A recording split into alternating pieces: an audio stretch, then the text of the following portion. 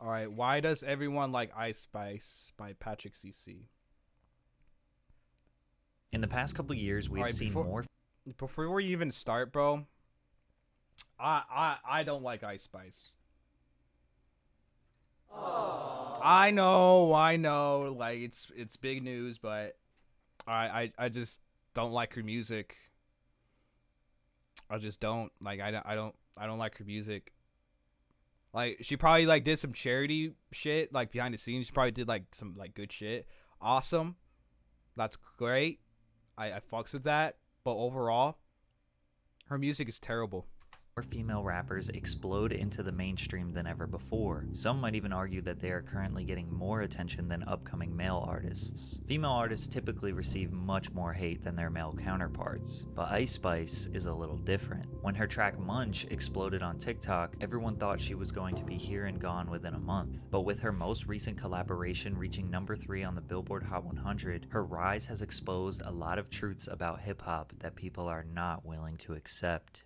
Drink water, y'all. Ice Spice is a product of the New York drill rap movement, which was popularized in the mainstream by the late Pop Smoke. Growing up in the Bronx, her parents realized how dangerous the environment was and they wanted to get her out. So they sent her to a private Catholic school in Yonkers, New York called Sacred Heart. Her nickname was Ice, which is short for Isis, which is her real name, and she came up with the name Ice Spice as her Instagram handle while she was in high school. But it wasn't until she attended college at SUNY Purchase when she decided to start actually trying to make music. Yeah, but what does it mean though?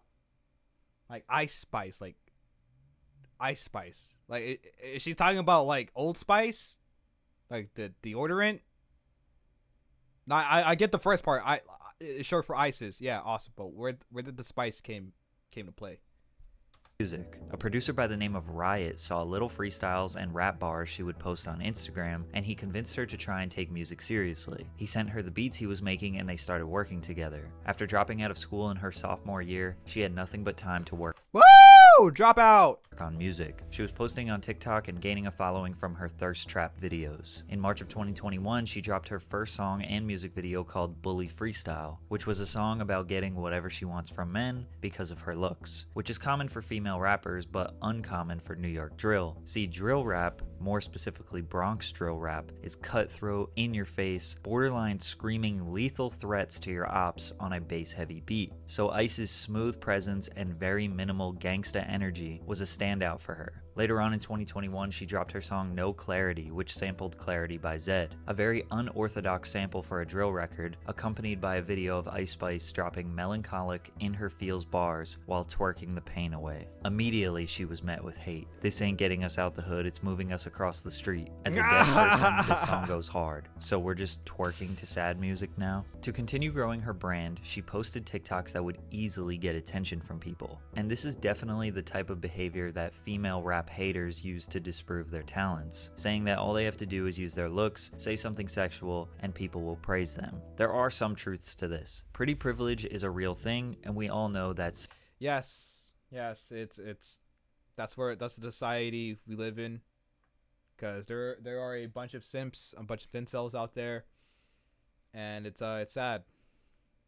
sex sells. It always has. Men capitalize on the True. same thing in their music videos and visuals, but when one of the women who may have been in the background is the one benefiting, it becomes controversial. By mid-2022, she was already being recognized by blogs and media outlets as a promising upcoming artist, even though she only had 5 songs released. When her On the Radar freestyle was released, she started gaining the respect of rap fans. Since the only thing to focus on was the lyrics she was rapping, people were more engaged. However, most of the world got hip to Ice Spice when she dropped Munch in August of 2022. Funny thing is, a lot of you have just heard the first 4 lines on TikTok and not even the full song, which is fine, because these days that's all it takes to have a hit song. The term Munch was created by Ice Spice because she just needed something to rhyme with he ate it for lunch. She created an anthem to empower women who get their needs satisfied from a man and kick him out. Ice Spice's confidence and alpha female attitude in this song is pretty typical for a Personally, I won't rock like that. Nah. Bitch, if you're a gold digger, I'm gonna figure out you're a fucking gold digger. Like, ain't no fucking way, bruh. Like, nah, bruh, nah. Bitch's a gold digger. a successful female rapper. Hip-hop has been dominated by males, and women are often portrayed as an accessory to them. They call them bitches, hoes, and usually refer to I mean, what else would you call them? Not a bitch? Bombocat! Like, she's a gold digger. She's a fucking gold digger. Like, that's... I guess we could call her gold digger? But bitch is like, it rolls out the tongue, you know? She a bitch. She a hoe. And then bitch the gold digger. Now, that's like actually using the terminology. Actually using the term, yeah.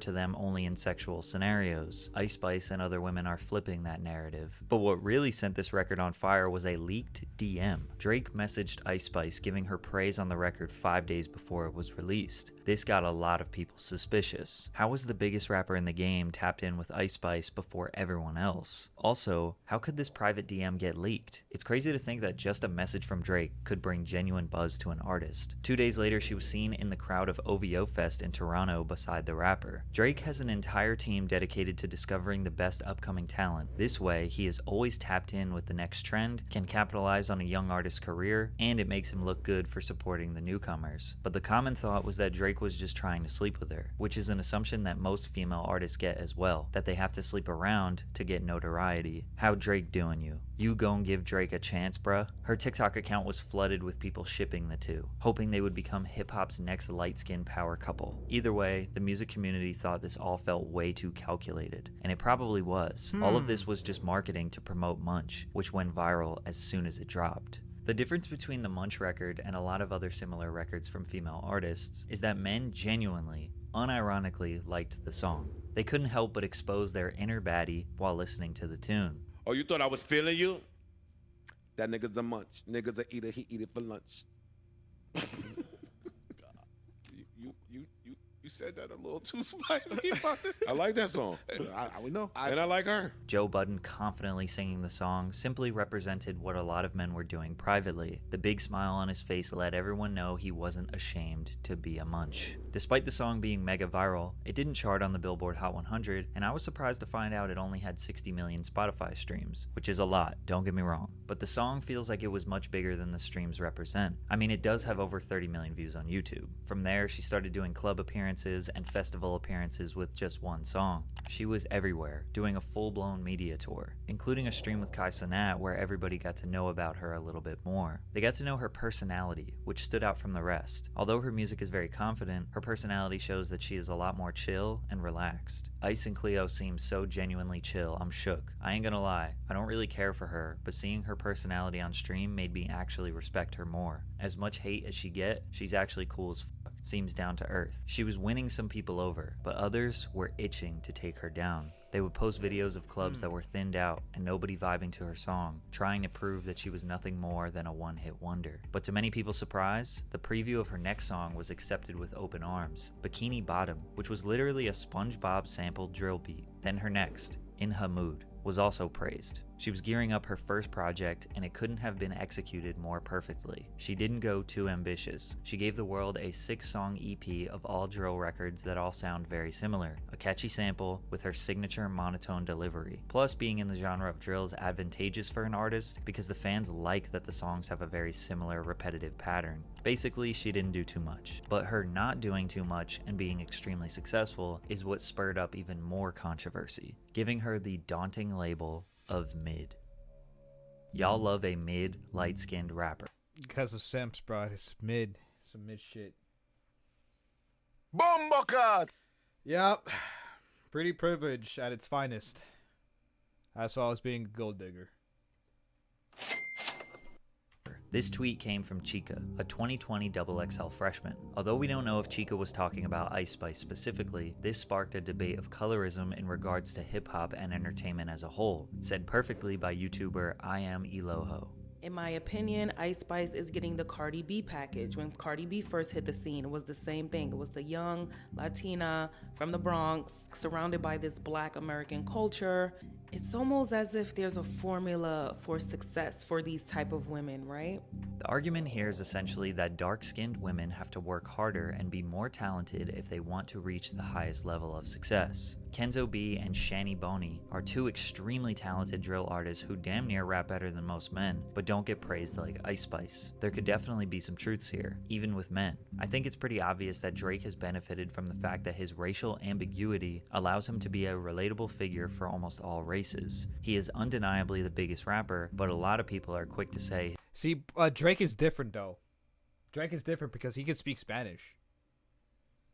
Like this dude, freaking Mia, with Bad Bunny, bro. Drake is Drake, bro. He is on his own fucking level. Like it has nothing to do with the color of his skin, bro. Like he's Drake.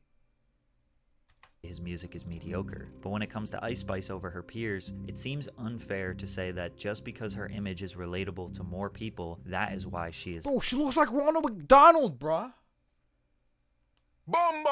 successful. Her beat style and delivery is relatively fresh when it comes to drill music. Plus, the biggest counter argument is that simply music is subjective. Sometimes there isn't a specific reason why you like a song more than another. You just do. And at the end of the day, we know that in all aspects of the entertainment industry, your image, likeness, and ability to be marketed will almost always beat out skill. It's been that way forever. As if it couldn't get any better for Ice Spice, she was asked to be on the remix of Boy's a Liar, which was another extremely viral TikTok song by UK artist Pink Pantheress. Both artists have an extremely smooth and quaint delivery complemented by a cute, dancey rhythm. Their collaboration debuted at number 14 on the Billboard Hot 100 after it gained 20.2 million US streams, 585,000 radio airplay audience impressions, and 600 downloads sold in the first week. It would ultimately peak at number 3 a few weeks later. Recently, Ice Spice just performed at Rolling Loud and got a way better response than Coi Leray's debut. Coi Leray was made fun of for not engaging the audience, she was harassed online, claimed she didn't belong in hip-hop, and bullied to the point where she wanted to quit. But for Ice Spice, the commenters were praising her for trying hard and making progress towards being a better performer. Also, Ice Spice's Rolling Loud performance was the second most viewed performance after Playboi Carti. And after receiving cosigns from Cardi B and Nicki Minaj, Ice Spice is officially on top of the game right now. In general, it is harder for a female hip-hop artist to break through to the mainstream.